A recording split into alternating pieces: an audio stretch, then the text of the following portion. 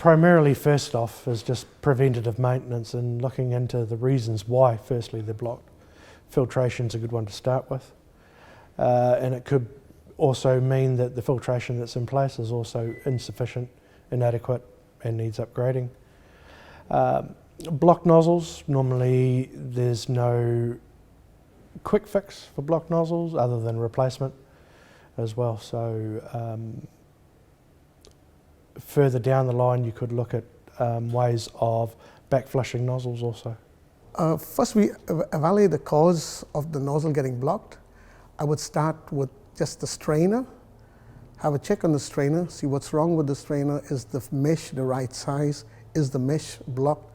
Clean it, make sure what product is going through. Is it very lumpy, and do we need to address that portion?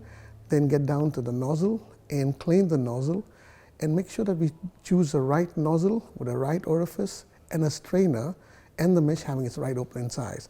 So it's basically a process that we would go through from evaluation of the cause of the problem, rectifying the problem, making sure it doesn't happen again.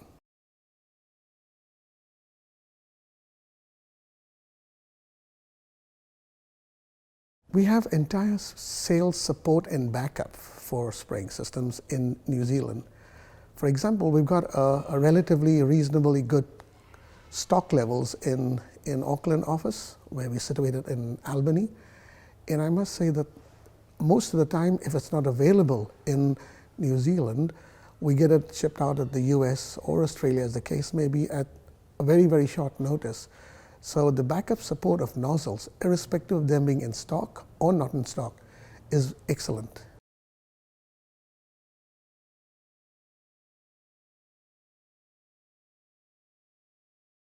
More the actuated side of the line, from JAUs through to pulsar jets through to 29 AUHs, 250 AUHs, anything basically that's full of moving parts.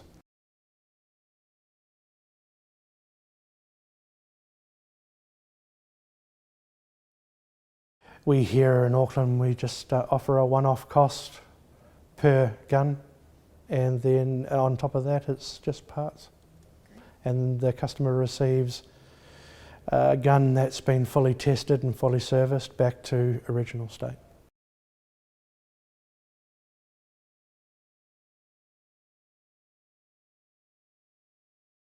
Nozzles have a tendency to, one, wear out, and that's just due to suspended solids in the liquids being sprayed.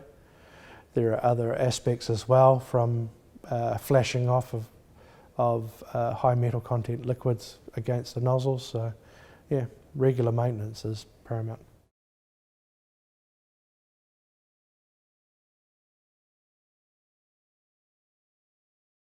Optimum performance. Servicing a nozzle regularly, replacing it, altering or cleaning out filtration just means that from day one, when the nozzle was first installed and the customer was happy, it remains that way.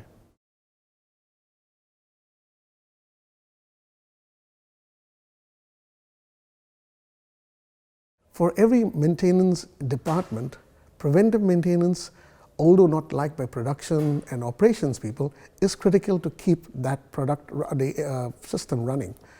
And I think we offer preventive maintenance in terms of autojet system or even in nozzles, where we always suggest to the client to keep a few nozzles as backup, as standby, because it's better to have a small investment of a few nozzles waiting in their store rather than calling us at 5 in the morning and then we rush down and sort their problems. This has been accepted so well by maintenance engineers that they allocate a small budget in their maintenance budgets for preventive maintenance. And their downtime is so less that they're very happy. I've had a bakery engineering manager who said that he had a lot of maintenance nozzles of ours in stock, and his production was showing 99% performance, which was record because of our support in spray nozzles.